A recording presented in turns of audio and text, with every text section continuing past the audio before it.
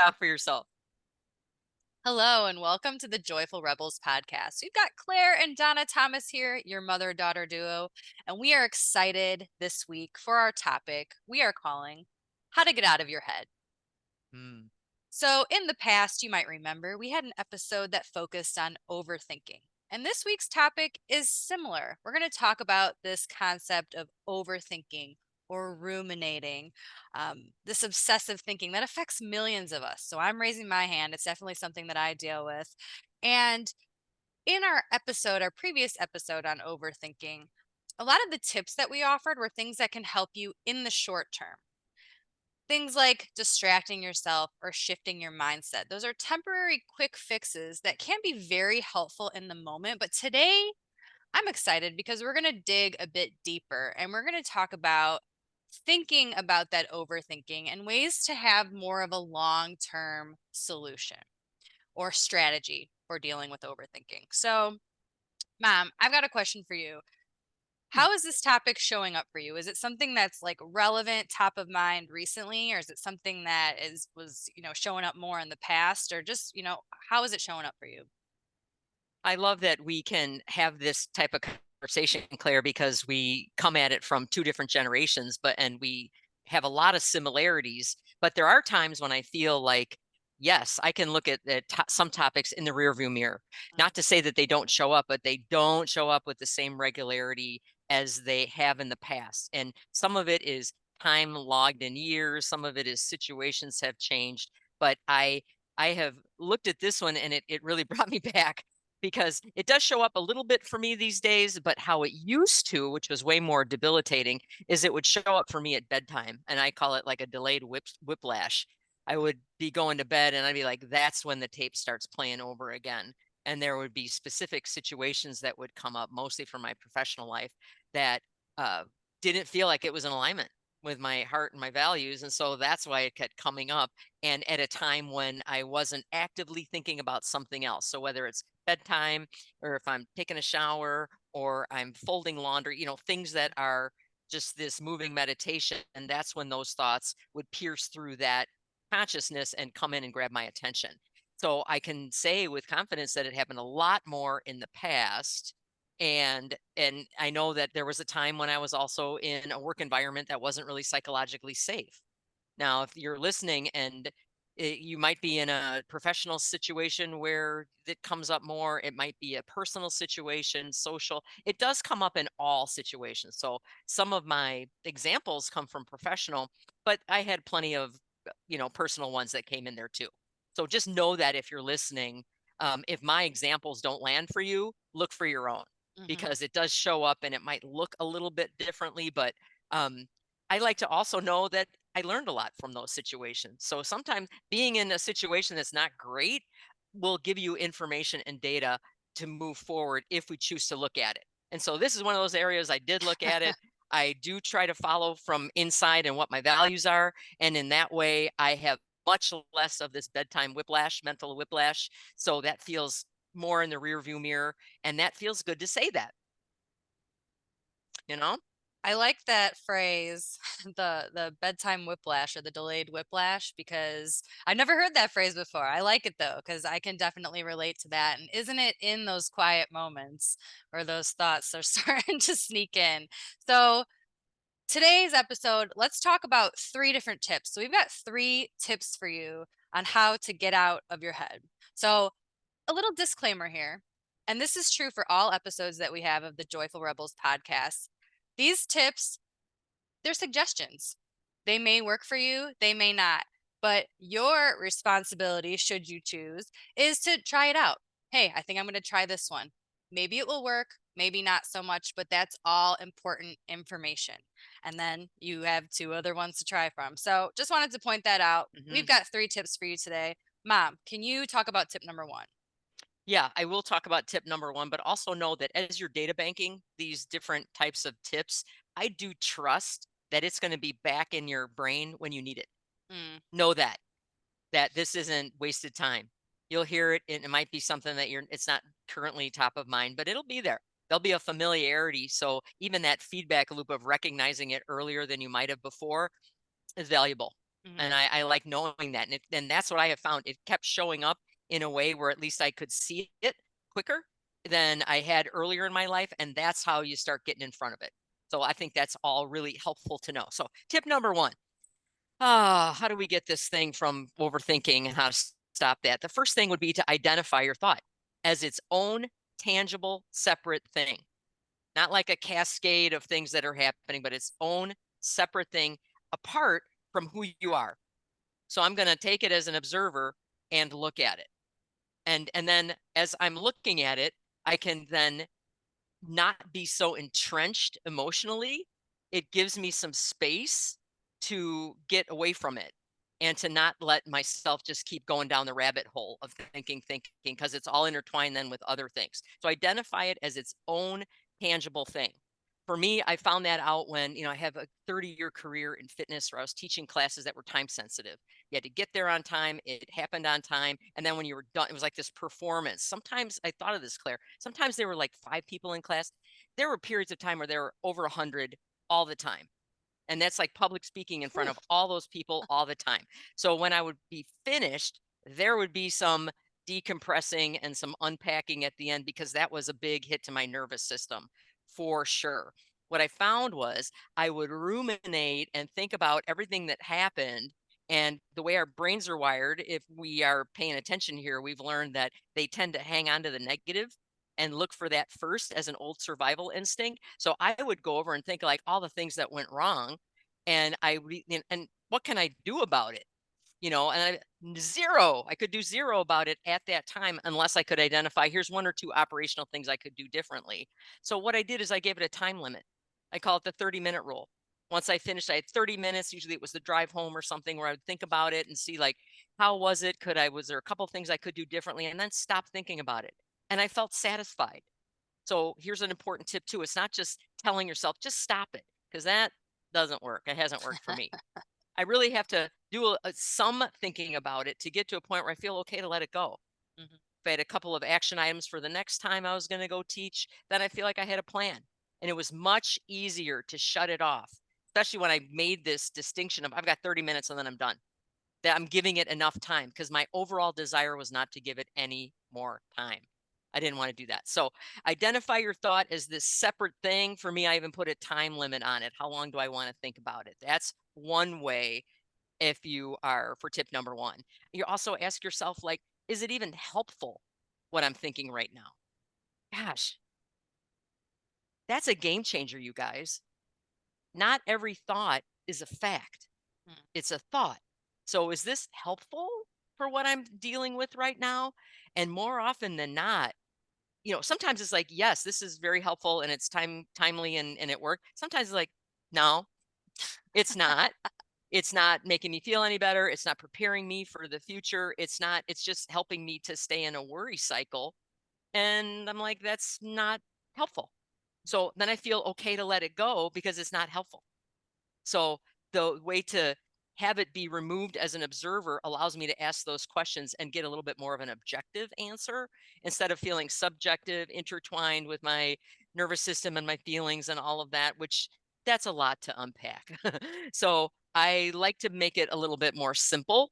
And that's part of it is running it through this filter. Now, I like will the thought change the outcome right now? Is what I'm thinking right now going to affect anything that I'm going to do? And, some of it is no, it might not, or it will. It'll give you more information to know if you need to keep thinking about it or not. And I think that that is really helpful. Or I'm thinking, do I need to respond to that right now? And that's a big one. And I want to just spend a minute on this. The responding, whether it's an external expectation or an internal one, that's where it's easy to get hung up.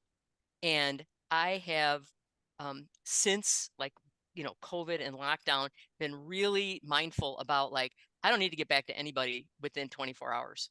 I just said, well, if I know where my people are, I'm just going to make sure that I'm going to give myself some breathing room, because I don't expect somebody to get back to me within like 2 seconds or keep thinking about or just staying with the topic. So giving yourself um, just some time. Give yourself just a minute to think. Do I need to respond right now? Life is not a sitcom. A sitcom is 20 minutes a show. 10 minutes of commercials where I'll wrap it up. There can be different timelines with things. And so I'm just going to give it some oxygen and let it play out. And then what are the feelings? What do I have when I think this? And if it makes me anxious, if it makes me worried, they're just, I'm going to identify what the feelings are so that they're not abstract and just grabbing a hold of everything in my brain, in my heart, in my feelings. I need to give it an identity so then I can deal with it in the appropriate time. And it doesn't have to be right now most of the time. Does that make sense on that, Claire? Yeah, I feel like when you're talking about identifying and isolating thoughts, the first thing that comes in my mind is awareness. And how many times have we Mm, talked about awareness being the starting point for any type of change that you want to make? You have to know what's going on. So to be able to pause and realize, ooh, I'm starting to overthink or ruminate, think about the same thing over and over again, to be able to kind of pause that circle, that vicious circle, and grab onto that thought and then put it under the microscope, what you're really doing there is this, it's called metacognition. It's this awareness that we can have an understanding of our thought processes. So it's thinking about our thinking. And this is really, really powerful. And it leads me into tip number two, which, Mom, you were alluding to. Tip number two for how to get out of your head is to write down your thoughts. And you could think of this as kind of two different pathways here. The first is maybe you have a response that you want to give. So, Mom, you just said you don't know anyone to response really in 2 seconds, and this idea of waiting 24 hours. So maybe you're going to write your email response. You've really been thinking about there's a situation and there is a response expected of you. Write the response, but then you're going to wait. Option two, and we'll get into why in a second. Option two, you're going to take out your journal. You've done tip one. You've been able to identify and isolate a thought. Now you're going to write about it. Maybe you're answering the questions, Mom, that you brought up. You're actually writing them down now. Because I'm telling you now, if you're listening, thinking about something and writing it down is different. Because once you write it down, you're really drawing in on your ability to use this metacognition. Because by putting the pen to paper, you are now thinking about what you were feeling or those thoughts that were bouncing around. And that's cool because when we are, tell me if you can relate to this. I have a thought that's bouncing around in my head and it's bugging me. So it's causing certain emotions to ramp up. And when those emotions are ramped up, that thought then has this free reign to start popping up again. And then the emotions ramp up. And it's this, vicious cycle that I was just talking about. But by being able to write it down, we're taking that thought process out of our amygdala. So our amygdala is that emotional initial knee-jerk response that we have. If you know someone that angers easily, they might be living out of their amygdala. It's when you give a reaction, when you just react to something. How many times have we talked about that? The importance of the pause so you can choose a response. But if you're just reacting, right, there's emotions there. You're not in control. But if you can put the pen to paper or if you're typing an email, then that takes it out of there. You're able to have more of your executive function in play. You can think about your thinking, and the benefits of that are huge. Okay, you're not living in those emotions anymore. So, tip one was being able to isolate, identify a thought when it's happening to reflect on it. Tip two, you're going to write about it. And then the key here, you're going to give yourself 24 hours to reflect on what you wrote, whether you were writing it for yourself or intended as a response to someone else. And then you're going to review it because maybe your thoughts on it have changed. The emotions have been taken away. You might decide you want to change the response. You might decide that it is good as is. But the point is that you've given it some time and some space. So that was tip two. hmm. I love the 24 hours. Yeah, I can say historically, I rarely will send the same draft of an of an email than the one I wrote out the night before. Rarely, because there's tweaks, there's other ways I've thought about it and come in through another doorway. Mhm. I've had more time to think of other ways to express myself or return a phone call. Like I don't need to return it right this second. Just give it a second. Because I feel if I have too many words, like I can't explain what I'm thinking and feeling, that means that it's not ready for airing out. It's not ready to share yet. It needs to go back into the easy bake oven for another 10, 15 minutes before it comes back out. If it's going to, produce, or if it's going to allow me to express myself in a way that's true to who I am, because I want to continue to operate from that space. And I can't control how anybody's going to take it, but I want to reduce the amount of opportunity for it to be misinterpreted. Just want to reduce that. And for some of that, it's like more time. Easy bake oven. That needs to go back in there for a little bit. Goes back to Santa's workshop. So those are great tips. Let's bring it home. Another thing to practice here, if you're really trying to get out of your head, is specific gratitude. Mm. And so notice that there's two words there. So gratitude, we have talked about it. We continue to weave that into our awareness um, eh, platform here because it's so interconnected. But gratitude again can be, I'm not saying that's you guys, but it can be like kind of generalized. Where then we turn sign blind to it. We're like, man, like I am really grateful for my health. And I want to say, okay, newsflash, who isn't?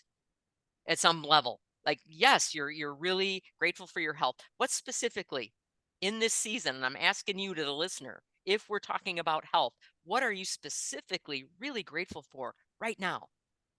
What is it? Is it that you're stronger? Is it that that you allow yourself more rest?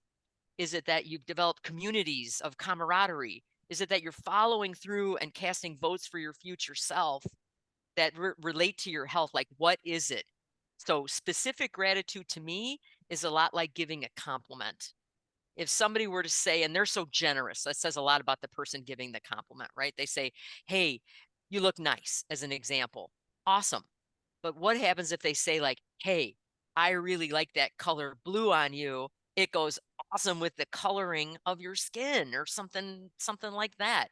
I remember that then. Hmm. That is really hitting a different part of my brain because I've got different detail that I'm dialing in on, and it doesn't go just in and out through the I've heard this before filter.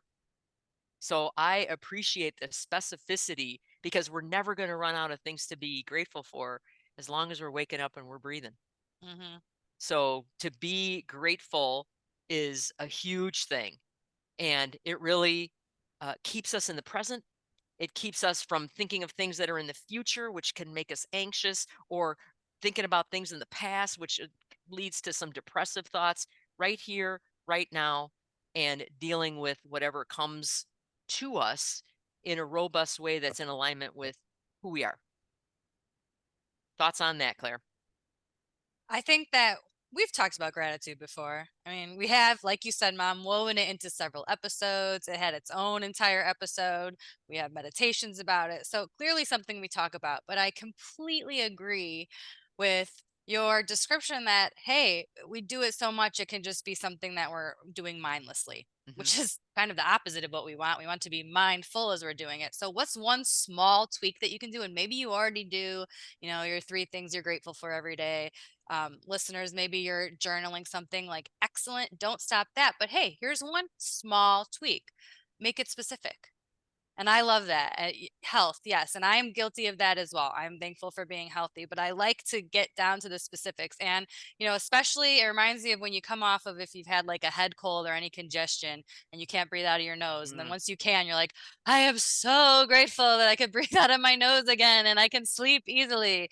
So uh just take a second to go a little bit deeper. And what that does, like you said, Mom, is it brings you into the here and now, and it helps get you out of your head, which is the goal of today's episode. So, for you listening, just to recap, if you fall prey to overthinking, which millions of us do. So, if you're listening, you're in good company with us over Yep. here. Three tips that you can work on: one, isolating and identifying that thought that you're overthinking. Two, writing down, writing it down, whether you're journaling or whether it's your response that you're writing down, and then wait 24 hours and reevaluate. See what's changed as you've had time to think about your thinking. And number three, you're going to work on some specific gratitude. What's one specific thing that you're grateful for today? So, three tips for you to try on and try out. And until next time, Rebels.